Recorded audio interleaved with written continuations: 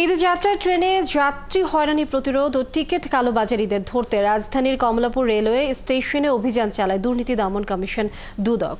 বুধবার টিকিট কালোবাজারিদের ধরতে দিনভর কমলাপুর স্টেশনে অভিযান চালায় দুদকের একটি এনফোর্সমেন্ট টিম।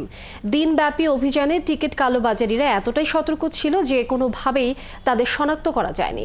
তবে রেলওয়ে স্টেশনের ভেতরে সেবার মানে বেশ কিছু অসঙ্গতি পেয়েছে দুদক। অভিযানে পাওয়া তথ্যগুলো কমিশনে জমা দিয়ে পরবর্তী ব্যবস্থা নেওয়া হবে বলে জানান এই কর্মকর্তা।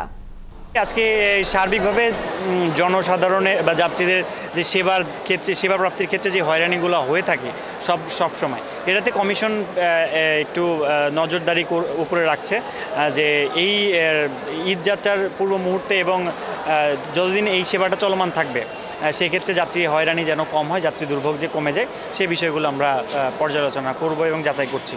পাশাপাশি এটা নজরদারির মধ্যে থাকবে, এটা একটা কন্টিনিউয়াস প্রসেস হবে।